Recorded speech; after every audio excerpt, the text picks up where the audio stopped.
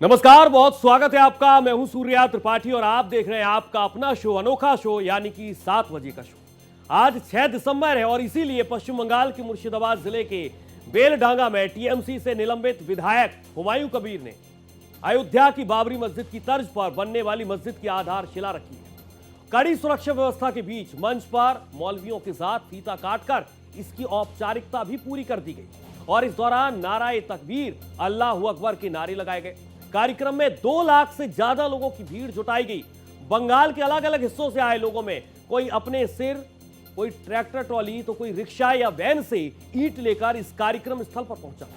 हुमायूं कबीर ने 25 नवंबर को यह कहा था और इस बात का जिक्र भी किया था कि वो 6 दिसंबर को अयोध्या में विवादित ढांचे के विध्वंस के 33 साल पूरे होने पर ही बाबरी मस्जिद की आधारशिला रखेंगे।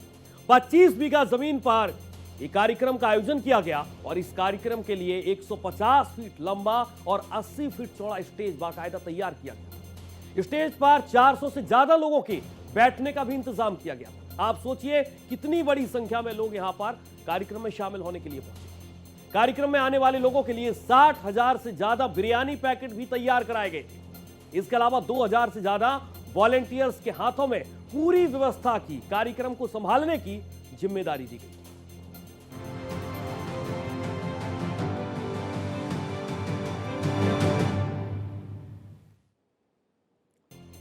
बंगाल के मुर्शिदाबाद में बाबरी मस्जिद की नींव रखी गई। टीएमसी के निलंबित एमएलए हुमायूं कबीर ने नींव रखी। हुमायूं कबीर ने फीता काटकर आधारशिला रखी और ईंट लेकर मुर्शिदाबाद पहुंचे थे बड़ी संख्या में मुसलमान। बंगाल के अलग अलग जिलों में मुर्शिदाबाद पहुंचे हैं लोग। मुर्शिदाबाद में बड़ी संख्या में पुलिस फोर्स की तैनाती की जाती है। हुमायूं कबीर को बीजेपी का प्रोत्साहन है, इस बात का जिक्र और एक बड़ा आरोप लगाया गया सायानी की तरफ। 60,000 से ज्यादा बिरयानी पैकेट भी तैयार किए गए कार्यक्रम के लिए। नाराए तकबीर के साथ अल्लाहू अकबर के नारे लगाए। तो इस कार्यक्रम की पूरी रूपरेखा हम आपको समझाने का प्रयास कर रहे हैं कि इस कार्यक्रम में आज क्या क्या हुआ। इन 7 ब्रेकिंग के माध्यम से इस पूरे कार्यक्रम को आप समझिए। मुर्शिदाबाद में बाबरी मस्जिद की नींव रखी जाती है। इसके अलावा हुमायूं कबीर ने बाबरी मस्जिद की नींव रखी है। तीसरी ब्रेकिंग में हम आपको ये बता रहे हैं कि नाराए तकबीर, अल्लाहू अकबर के नारे लगाए गए। इसके साथ साथ ईंट लेकर यहां पर मुर्शिदाबाद बड़ी संख्या में समर्थक पहुंचे थे। 25 बीघा जमीन में इस कार्यक्रम का आयोजन किया। 60,000 से ज्यादा बिरयानी पैकेट भी इस कार्यक्रम के लिए तैयार है। 11.5 কোটির মধ্যে 4 কোটির বেশি মুসলমানের বাস, সেখানে আমরা একটা বাবরি মসজিদ করতে পারবো না? এত বড় হিম্মত! আমার মাথার দাম ঘোষণা করা হচ্ছে 1 কোটি টাকা। এত বড় হিম্মত! আমরা কোনো অহিংস নীতিতে বিশ্বাসী না। बंगाल में जो 37% मुसलमान आबादी है, ये शहीद हो जाएगी, लेकिन ये बाबरी मस्जिद का एक भी ईंटा नहीं खुलने देगी। अगर ममता बनर्जी नहीं चाहती सच में कि बाबरी मस्जिद बने तो हुमायूं कबीर को अरेस्ट कर लेना चाहिए था। बीजेपी का कोई प्रोग्राम होता है तो पुलिस जाके मंच तोड़ देती है। बहुत सारे जगह पे ऐसी घटना घटी, आपने भी दिखाया बहुत सारी जगह पे, सारे मीडिया जानते हैं। क्यों मुर्शिदाबाद में जाके मंच तोड़ने का साहस नहीं हुआ? तो पैसिव अंडरस्टैंडिंग चल रही है और ममता बनर्जी का हाथ इसके पीछे है। राजनीति चमकाने के लिए हुमायूं कबीर जैसे नेता और मुस्लिम वोट के लिए सब कर रहे हैं। आपस में टीएमसी का लड़ाई है, कई बार सस्पेंड हुए कर रहे हैं। उनका अच्छा रहेगा कि सब पार्टी में जा चुके हैं, नया पार्टी बना कर लड़े और बंगाल में मुसलमानों के साथ जो अत्याचार हो रहा है, यहाँ जो गरीबी है, पिछड़ापन है मुसलमानों का, उनसे उन लोगों को उद्धार करें, विकास की राजनीति करें, यही अच्छा रहेगा। दीदी का पिछड़ागु बन के कुछ नहीं होने वाला है, ना तो झगड़ा करके कुछ होगा। आज बाबरी को याद करने का दिन नहीं है, बराबरी को याद करने का दिन है। भारत के मुसलमानों को बाबरी नहीं चाहिए, बराबरी चाहिए। और बराबरी सबका साथ, सबका विकास, सबके विश्वास के रास्ते पे दिया जा रहा है।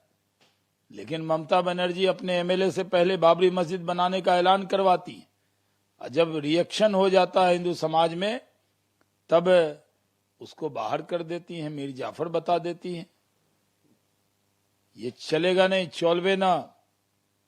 भारत बाबर का देश नहीं, भारत महाराणा प्रताप, छत्रपति शिवाजी महाराज चंद्रशेखर राजगुरु सुखदेव भगत सिंह का, रामकृष्ण का, शिव का देश है, सनातन का देश है।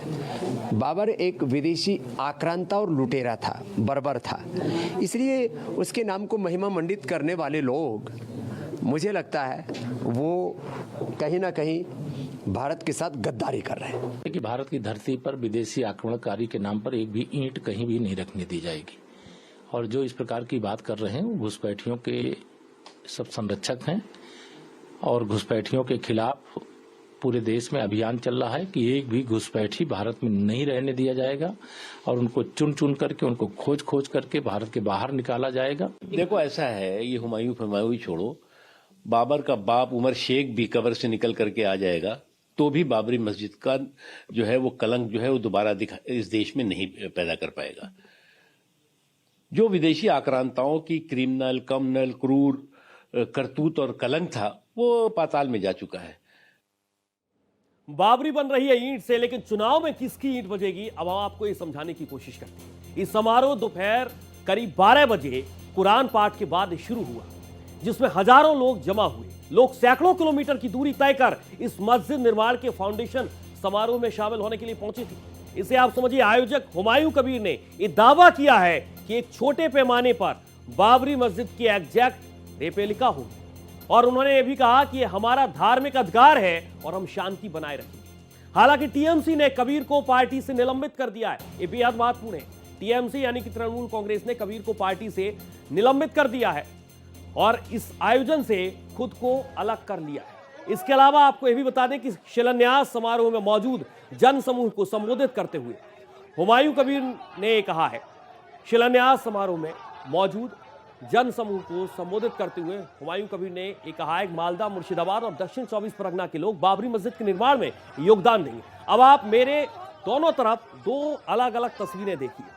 बाबरी मस्जिद की नींव रखी गई, पहली तस्वीर आप देख पा रहे हैं। इसके अलावा दूसरी तस्वीर में आप देख पाएंगे ईंट लेकर समर्थक किस तरीके से पहुंचे बड़ी संख्या में, और इनकी संख्या हजारों में नहीं बल्कि 2 लाख समर्थक यहां पर एक साथ इकट्ठा होने के लिए, इस आयोजन में शामिल होने के लिए पहुंचे थे। इसे आप समझिए और ये बेहद महत्वपूर्ण है। इसके अलावा तीसरी तस्वीर है, हुमायूं कबीर ने शिलान्यास किया फीता काटकर और इसके लिए बाकायदा मौलवियों को भी आमंत्रित किया गया। सुरक्षा के कड़े इंतजाम किए गए थे, सुरक्षा में किसी भी तरीके की चूक ना हो और इसके लिए बाकायदा इंतजामात किए गए थे। पुलिस प्रशासन को निर्देश दिया गया था और इसके साथ साथ बड़ी संख्या में करीब 2 लाख लोगों की मौजूदगी के बीच शिलान्यास होता है। और ये तस्वीर आप देखिए, ये तस्वीर है शिलान्यास के वक्त की, जब शिलान्यास हुआ, बाकायदा फीता काटा गया और बड़ी संख्या में, जो दूर तक आप नजरें दौड़ाएंगे तो आपको बड़ी संख्या में लोगों की भीड़ नजर आएगी।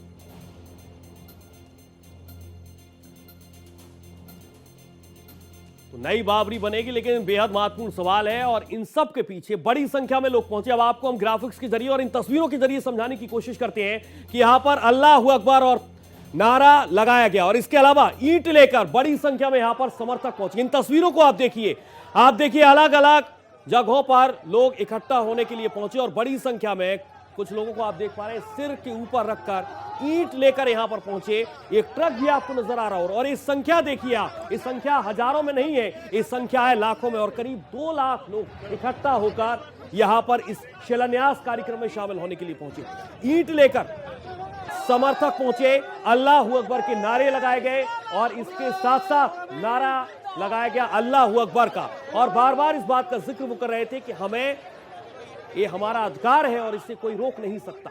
इन तस्वीरों को एक बार फिर से आप देखिए, अलग अलग तस्वीरें हम आपको दिखा रहे हैं। बड़ी संख्या में लोग पहुंचे और बाबरी मस्जिद के शिलान्यास कार्यक्रम में शामिल होने के लिए पहुंचे थे और इन तस्वीरों को देखकर आप अंदाजा लगा सकते हैं कि भीड़ इकट्ठा कैसे की गई। ये बेहद महत्वपूर्ण सवाल है।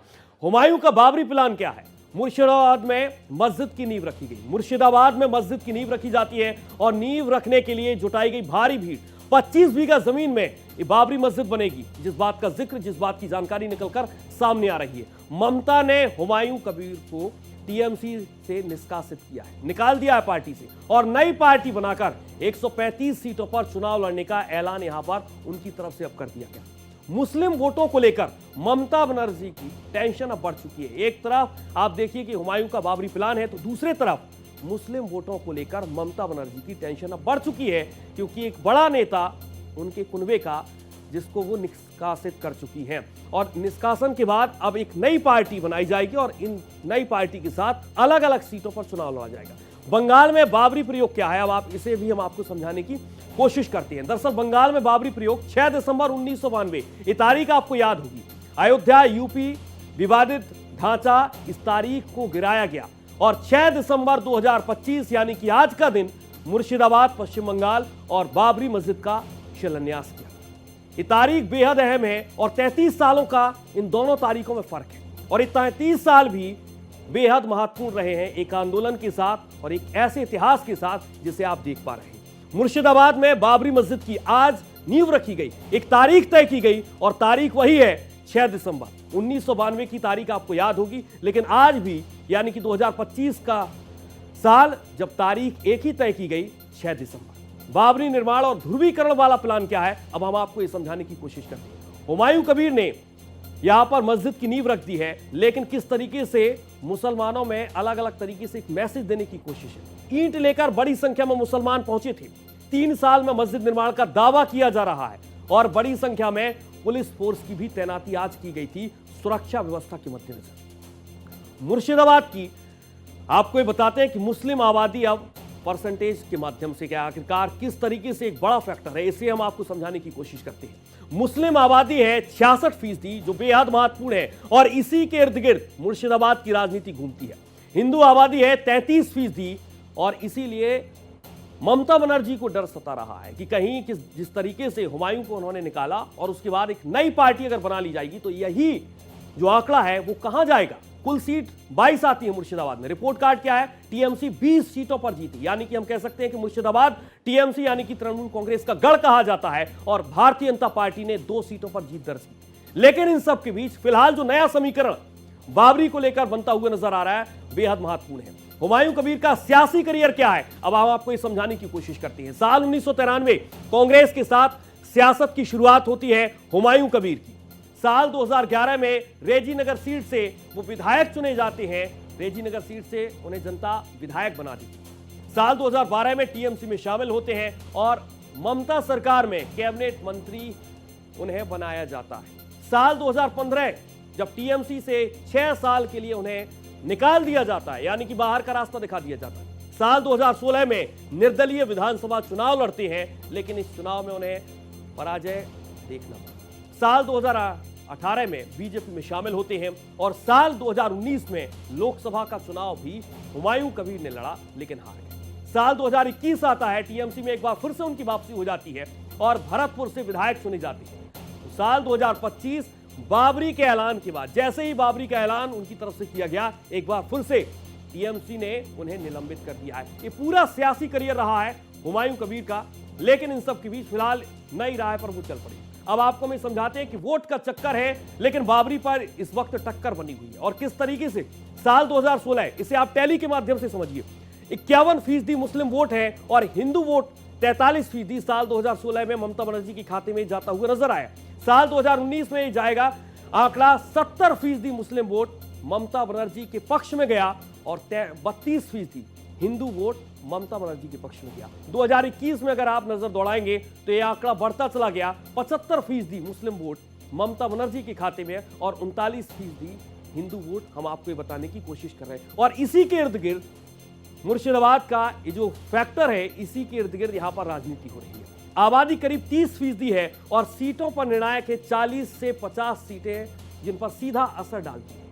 कई विधानसभा सीटों पर मुस्लिम वोटर किंग मेकर की भूमिका में और इसीलिए ममता बनर्जी की टेंशन बहुत ज्यादा बढ़ चुकी है। सीटों पर निर्णायक 40 से 50 सीटें ऐसी हैं जहां पर बंगाल का मुस्लिम फैक्टर सीधे तौर पर नजर आता है। आप सोचिए और अंदाजा लगाइए, 40 से 50 सीटें ऐसी हैं जहां पर सीधे तौर पर मुस्लिम फैक्टर नजर आ रहा है। अब ममता बनर्जी का स्टैंड क्या है, इसे भी हम आपको समझाते हैं। पार्टी को बाबरी मस्जिद मामले से अलग कर लिया है। उन्होंने साफ तौर पर हुमायूं कबीर को निष्कासित किया और खुद को इस मामले से बहुत दूर कर लिया। हुमायूं का पलटवार, ममता बनर्जी आरएसएस की एजेंट है, ये कहना है हुमायूं का, उसी हुमायूं का जिसे ममता बनर्जी ने अपनी पार्टी से निष्कासित कर दिया। उनका यह मानना है कि ममता बनर्जी आरएसएस की एजेंट हैं। आरएसएस की एजेंट बताया है हुमायूं कबीर ने। हुमायूं कबीर को टीएमसी से सस्पेंड किया गया और उसके बाद हुमायूं का पलटवार क्या आता है, इसे हम आपको समझाते हैं। ममता मंदिर बनवाती है, मस्जिद का विरोध करती है। ममता बनर्जी मंदिर बनवाती है लेकिन मस्जिद का विरोध करती है, यानी कि सीधे तौर पर उन्होंने टारगेट किया है। अब आपको हमें समझाने की कोशिश करते हैं कि बंगाल में बाबरी पर टक्कर है लेकिन मुस्लिम वोट का चक्कर किस तरीके से। विधानसभा चुनाव 2021 पर आप नजर दौड़ाइए। टीएमसी 48% वोट बैंक के साथ और 40% टीएमसी। लोकसभा चुनाव 2024 के अगर आप आंकड़े एक तरफ देखेंगे और दूसरे तरफ जो आंकड़े मेरी तरफ आप देख पा रहे हैं वो है विधानसभा चुनाव के आंकड़े और दूसरी तरफ है लोकसभा चुनाव के आंकड़े, जिसमें काफी फर्क नजर आ रहा है। बीजेपी 38%, तो दूसरे तरफ लोकसभा चुनाव में 39%, लेकिन टीएमसी का यह आंकड़ा 48% मुस्लिम वोट और 2024 के लोकसभा चुनाव में टीएमसी को 46%, यानी कि 2% घट गया, जिससे आप अंदाजा लगा सकते हैं कि मुस्लिम वोटर कहां जाता हुआ नजर आ रहा है।